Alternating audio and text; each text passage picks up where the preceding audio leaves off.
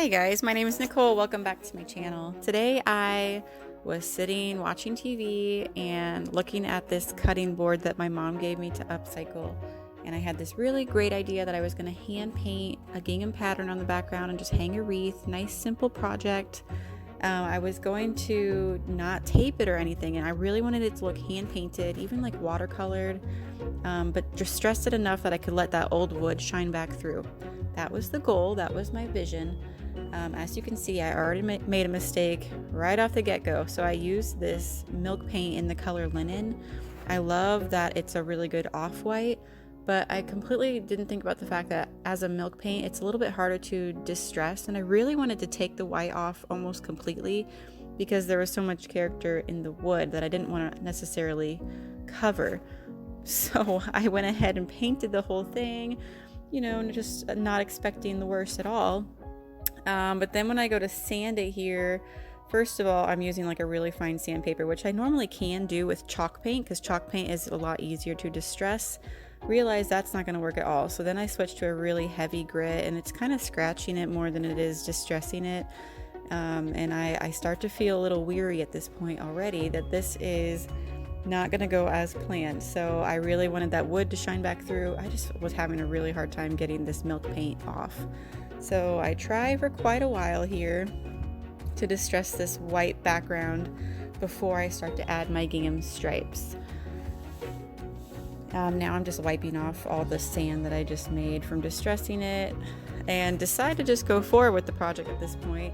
I don't know why I grabbed straight up black for the stripes. This is what happens when I do a project like late at night while I'm pregnant, while my kids are asleep, so I'm trying to get everything done at once.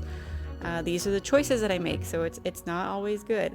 I really should have grabbed like a light gray and just tried this technique out with a lighter color, because I definitely could have hidden my mistakes a little bit more, but the mistake was made, so here I am using black. And my next mistake here is just overestimating how good I would be at freehanding my stripes. They actually don't look terrible on camera, but they are really uneven, and the black just went on so dark. This is a really nice black chalk paint. They actually don't make it anymore. It's from General Finishes. Now they only make the milk paint. So this can of paint is pretty old, but it's got the best coverage ever, which is typically really great. But for this project, I realized like, oh gosh, this is pretty intense.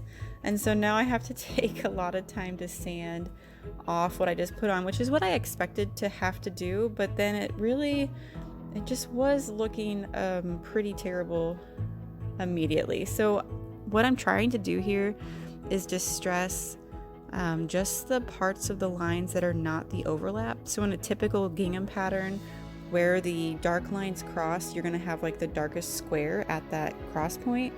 So since I used all black for some unknown reason, I wasn't getting that like really good gingham look. I was just getting these really harsh cross-hatched lines. So I was trying to use my sandpaper to lighten up where the lines did not overlap to make it look like actual gingham. And you can kind of see here, like that's kind of working. It's coming together. I'm losing a lot of the white though, especially in the top there. It was a real mess. I was trying to show you there with my fingers. I'm going somewhere right now. Where did I go? Oh, to get a paper towel to wipe off all the sand. I was feeling quite a bit of despair at this point. And look at that one crooked line that actually never really gets fixed. So I am spending some more time sanding now. Just trying to go through and focus just on those squares that are not overlapping. And I mean, it looks like gingham at this point. Just maybe not the prettiest gingham you've ever seen. And this is by far not something I would sell in my booth at this point. It looks just absolutely terrible.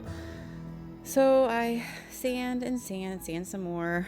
And then I use this white wax to see if that would help tone down the black. And so I don't consider this step a mistake. I haven't used white wax a lot, so I wasn't exactly sure how much this would help. I do think this helped, but not enough to like save the day. And you see there, I'm trying to wipe the white wax off from the black squares. This is just like the saddest project ever, but I have one idea to maybe try to resurrect this. And if this doesn't go well, I'm just gonna end up painting the whole thing black and turning this into like a faux chalkboard sign.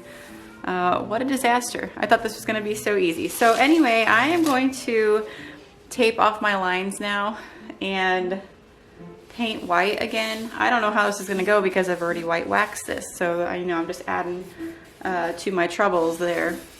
And if you're wondering why I didn't just tape it off in the first place and made perfect gingham from the get-go, I am wondering that too. So here we go. So by painting over with the white again, I was really hoping that I could just kind of straighten out my terribly painted black lines and also just tone down how much black is going on, because I think that's just really overpowering and looking really terrible. So what I'm doing here is I switched to a chalk paint this time, which was definitely a better material to be working with, and I'm just like putting it on really sparingly, and you can't tell in this video, but I'm putting the paint on with the brush, but then I'm taking a wet paper towel and wiping the paint around, wiping most of it off, so it's more like a white wash instead of painting like solid white lines, because I wanted those squares to come back through. And if I just painted the white on, the squares weren't really coming through like I needed them to. So the white was really just to help make the lines straight, tone down the black squares, and try to save this gingham. And I'll let you guys decide for yourself how you think it turns out in a little bit.